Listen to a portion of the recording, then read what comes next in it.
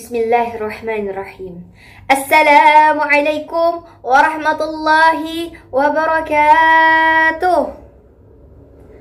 Alhamdulillah wassalatu wassalamu ala asyrafil anbiya'i wal mursalin sayyidina wa nabiyina wa maulana Muhammadin sallallahu alaihi wa alihi wa sahbihi wasallam. Amma ba'du. Yang terhormat para dewan juri dan para hadirin serta teman-teman yang insya Allah dirahmati oleh Allah Subhanahu wa Ta'ala. Pada kesempatan kali ini, berdirinya saya di sini adalah untuk menyampaikan dan menyiarkan tausiah mengenai Nabi Muhammad sallallahu alaihi wasallam. Apa sih yang terlintas di pikiran dan hati kita ketika mendengar nama beliau? Ketika mendengar nama kekasih Allah Nabi Muhammad sallallahu alaihi wasallam.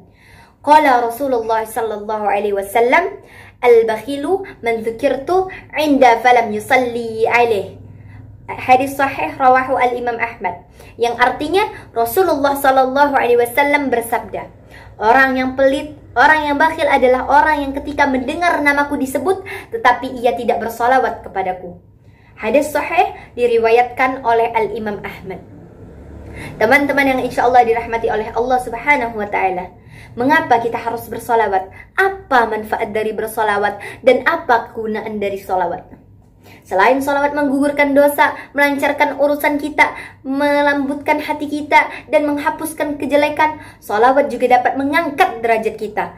Solawat dapat mendekatkan kita kepada Nabi Muhammad sallallahu alaihi wasallam. Bahwasannya orang yang paling dekat dengan Muhammad sallallahu alaihi wasallam adalah orang yang bersolawat kepadanya.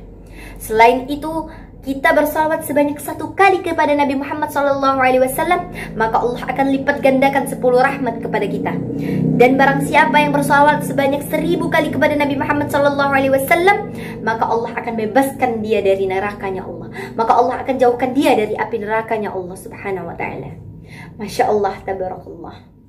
Teman-teman yang insya Allah dirahmati oleh Allah Subhanahu wa Ta'ala, siapa kita ini? Mengapa kita harus bersolawat? Kita adalah umat Nabi Muhammad sallallahu alaihi wasallam, umat dari orang mulia. Kita adalah umat yang mulia di antara semua umat. Bahkan saking mulianya umat Nabi Muhammad sallallahu alaihi wasallam, Nabi Musa sampai memohon kepada Allah Subhanahu wa Ta'ala. Kata Nabi Musa alaihi salam, "Ya Allah, ya Tuhanku, ya Rabb, jadikanlah umat Muhammad tersebut menjadi umatku." Apa jawaban Allah Subhanahu wa Ta'ala? La ya Musa. Sesungguhnya ada kemuliaan di antara umat-umat Muhammad tersebut. Nabi Musa alaihissalam itu memohon kepada Allah, "Ya Allah, tolong jadikanlah umat Nabi Muhammad itu sebagai umatku." Tapi jawaban dari Allah Subhanahu wa Ta'ala, tidak wahai Musa, sesungguhnya ada kemuliaan di antara umat-umat Muhammad tersebut. Rasulullah itu cintanya bukan main sama kita. Beliau rela sakit-sakitan demi umatnya, beliau rela menangis-nangis demi umatnya, beliau rela berdarah-darah demi umatnya. Beliau memohon kepada Allah, "Ya Allah, aku tidak meminta gunung dari emas, tetapi aku meminta, ya Allah, jauhkanlah umatku dari api nerakamu. Jangan masukkan umatku di dalam api nerakamu, ya Allah."